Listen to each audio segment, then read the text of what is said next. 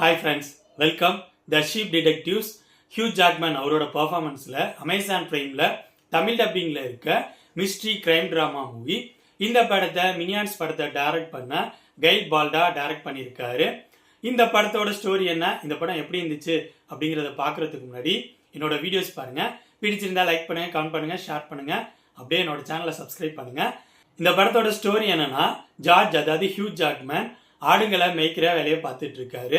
அவரோட மந்தையில் இருக்க ஆடுங்களாத்தையும் ரொம்ப பாசமாக பாதுகாப்பாக பார்த்துட்டு வர்றாரு. பகல் நேரத்தில் அந்த ஆடுகளுக்கு தேவையான எல்லா விஷயங்களையும் பண்ணிட்டு இருக்காரு. ஈவினிங் டைமில் தாங்கிட்ட இருக்க டிடெக்டிவ் ஸ்டோரிஸ் எல்லாத்தையும் அந்த ஆடுங்களுக்கு படித்து காட்டுறாரு. அது அவருக்கு ஒரு விதமான சந்தோஷத்தை கொடுக்குது. அந்த ஆடுங்களுக்கு இதெல்லாம் புரியாது அப்படிங்கிற மாரியும் அவர் நினச்சிட்டு இருப்பாரு. ஆனால் அந்த ஆடுங்களுக்கு இந்த ஸ்டோரியெல்லாம் புரியும். அதுங்களுக்குள்ள கம்யூனிகேஷனும் பண்ணிக்கும். ஒரு நாள் சடனா ஜார்ஜ் மர்மமான முறையில் இறந்து கிடக்கிறாரு. அந்த ஆடுங்க எல்லாத்தையும் ரொம்ப பாசமாக பார்த்துக்கிட்ட ஜார்ஜை கொன்னது யாரு அப்படிங்கிறத கண்டுபிடிக்கிறதுக்காக அந்த ஆடுங்களே களத்தில் இறங்குதுங்க.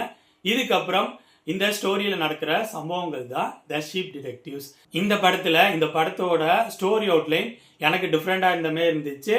ஆடுங்க அதுங்களுக்குள்ள கம்யூனிகேஷன் பண்ணுதுங்க. ஆடுங்க ஒரு மர்டர் கேஸை இன்வெஸ்டிகேஷன் பண்ணுதுங்க. இது டிஃப்ரெண்டாக புதுமையாக இருக்கிற மாதிரி இருந்துச்சு. இந்த டிஃப்ரெண்டான ஸ்டோரி அவுட்லைனுக்கு ஏற்ற சுவாரஸ்யமான ஸ்க்ரீன் பிளேயை ப்ரெசென்ட் பண்ணியிருந்தாங்க. அடுத்து என்ன அப்படிங்கிறத நம்ம சுவாரஸ்யமாகவும் என்ஜாய் பண்ணியும் பார்க்குற மாதிரி தான் இந்த படத்தோட ஸ்க்ரீன் பிளேயை ப்ரெசென்ட் பண்ணியிருந்தாங்க. அதில் இந்த படத்தில் வர ஆடுங்களோட கேரக்டர் டிசைன் ரொம்பவே பக்கபலமாக இருந்துச்சு. ஒரு ஆடும் டிஃப்ரெண்டான கேரக்டரில் இவங்க டிசைன் பண்ணியிருந்தாங்க. அது நல்லா இருந்துச்சு. அது மட்டும் இல்லாமல் இந்த படத்தோட ஃப்ளோவில் வர காமெடி விஷயங்கள் நல்லாவே இருந்துச்சு. ஆடுக பண்ணுற காமெடி எல்லாம் நிறைய இடங்களில் சிரிக்கிற மாரி தான் இருந்துச்சு.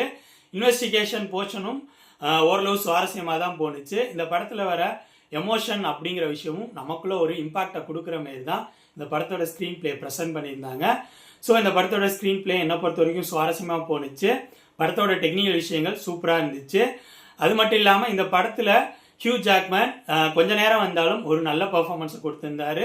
மற்றபடி இதில் ஆடுகள் தான் மேஜர் கேரக்டர். அதை தாண்டி சின்ன சின்ன ரோல் மாதிரி நடிகைகள் நடிச்சிருந்தாங்க. அவங்க எல்லாரும் அவங்களுக்கு கொடுத்த கேரக்டரை நல்லாவே பர்ஃபார்ம் பண்ணியிருந்தாங்க. இந்த படத்தில் எனக்கு எதுவும் நெகட்டிவ்ஸ் இருக்கிற மாதிரி தெரியல. இன்வெஸ்டிகேஷன் போர்ஷன் மட்டும் நம்ம கொஞ்சம் ப்ரெடிக்ட் பண்ணுற மோடில் போகுது. அது மட்டும் லைட்டாக டிராபேக் மாதிரி எனக்கு பட்டுச்சு. ஓவராலாக சொல்லணும்னா என்னை பொறுத்த வரைக்கும் இந்த படம் 3 bags full அப்படிங்கிற ஒரு நாவலை பேஸ் பண்ணி எடுக்கப்பட்ட படம். இந்த படத்தோட ஸ்க்ரீன் பிளேயில் பேப் படத்தோட எமோஷனும் நைஸ் அவுட் படத்தோட சஸ்பென்ஷனும் மிக்ஸ் பண்ணி இருக்கிற மாரி எனக்கு ஃபீல் கொடுத்துச்சு. இந்த படத்தில் காமெடி அப்படிங்கிற விஷயமும் படத்தோட ஃப்ளோவில் நிறைய இடங்களில் நல்லாவே ஒர்க் அவுட் ஆயிருந்துச்சு. இந்த படம் சின்ன பிள்ளைங்கள்லேருந்து பெரியவங்க வரைக்கும் பார்த்து என்ஜாய் பண்ணக்கூடிய ஒரு வித்தியாசமான ஃபீல் குட் ட்ராமா மூவி. இந்த படம் அமேசான் பிரைமில் தமிழ் டப்பிங்லே இருக்குது.